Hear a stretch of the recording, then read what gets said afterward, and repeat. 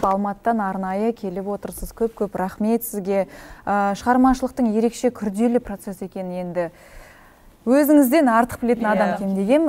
Күтай мырзаның шығармашылығымен сіз қай уақыттан бері таныссыз және сіз әнді қалай таңдайсыз? Жалпы мен әнді көбіне сөзіне қатты мән берем. Күтаймен таныстығымыз дүниеден әкем мен анам өмірден өтті, бір уақытта кетті екеуі. Арасында 14 күн болды. Сол уақытта Күтай хабарластың ғой деймін, иә. Маған Күтай өзі шықты, осындай сіздің әкеңіз бен анаңыздың дүниеден өткеніне қайыр айтайын деп, көңіл айтайын деп хабарласып тұрмын, және де сол кісілерге арнап бір жазған әніміз бар еді, әке мен ана деген. Сізге жұбаныш болсын деп маған сол әнді берді. Содан бастап Күтай екеуміз сыйласып кеттік, ағалы інілі болып, бауыр болып. Енді елде жатып өзін өзі танытқан әншілерде өнер адамдар кемде кем ғой. Сондықтан мен ойлаймын, Күтайға сондай өнер адамдарының бірі.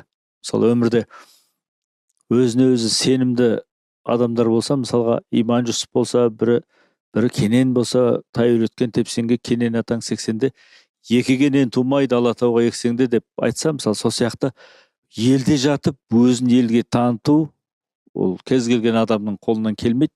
Бұл жерде Күтай өзін өзі танытқан жоқ, Күтайды танытқан өнер деп ойлаймын. Сондықтан сондай өнерпаздар үшін мың алғыс, сондай өнерпаз дүниеге алып келген ата-анасына үлкен алғыс айтқым келеді. Солай біз Күтаймен таныстық.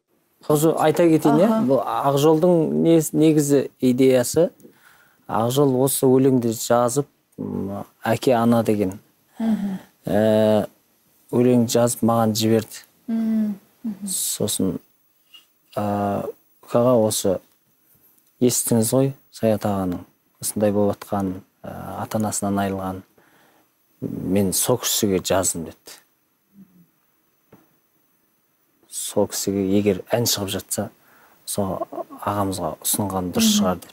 Ақжолдың ұсынысымен соны өлеңді қараған кезде, оқиғадан кейін, жаңағыдай әңгімені айтқаннан кейін сол төгіліп келе қойды әнде. Қосып жіберейін, не үшін ұсындық, не үшін Саят ағаға сол кезеңде біз бергіміз келді деген мәселе. Бұл енді бізде ұмытылып бара жатқан дүние бар. Енді бірақ сырдың бойында ол сақталған әлі күнге дейін. Бізде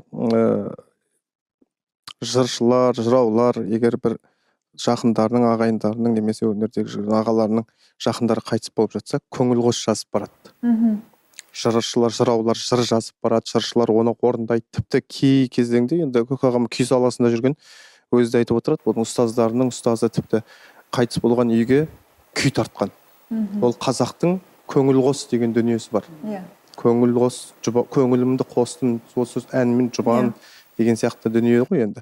Сөйтіп соны сол ізгі жолмен, сол ата жолмен мен айттым, Көк аға, осыны біз Саят ағаға көңіл қос ретінде арнайық, соны ұсынайық, осы әнмен жұбанышына, қайғысына кішкене жұбаныш болса, кішкене жүрегін жұбата алса, біздің көмегіміз сол сырдан сондай бір көңіл қос жолдайық дедік ағамызға. Сөйтіп көңіл қос бұл ән. Біз көңіл қос ретінде жолдағанбыз, ағам ән қылып орындап шықты. Біз қуаныштымыз енді. Ой, бәрекелді.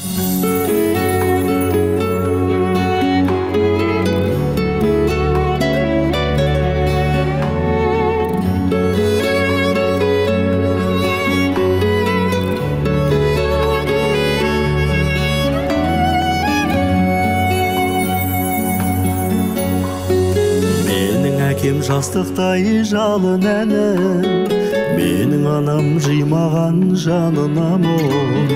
Жоқшылықтың майданын кешіп жүріп, тоқшылықтың көтерген шаңырағын. Біреуде байлық көпте бала жалғыз, бәріміз мейірбанбыз, бала жанбыз. Барында ата-анаңның алғысынан, адамда әке жалғыз, ана жалғыз. Менің әкем Асқар тау баталадан, мен менің анам, ол менің отан анам. Тіршіліктің бастауы жаратқаннан, құлшылықтың бастауы ата-анадан. Біреуде байлық көпте бала жалғыз, бәріміз мейірбанбыз, бала жанбыз. Барында ата-анаңның алғысын ал, адамда әке жалғыз, ана жалғыз.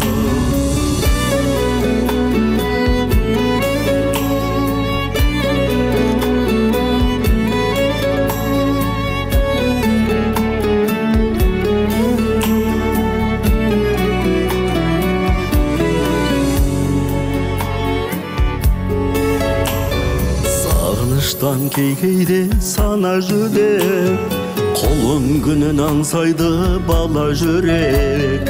Адам бол деп айтады әкем ақыл, аман бол деп тілейді ана жүрек. Біреуде байлық көпте бала жалғыз, бәріміз мейірбанбыз, бала жанбыз. Барында ата-анаңның алғысын ал, адамда әке жалғыз, ана жалғыз. Біреуде байлық көпте, біреуде байлық көпте бала жалғыз. Бәріміз мейірбанбыз, бала жанбыз. Барында ата-анаңның алғысын ал, адамда әке жалғыз, ана жалғыз.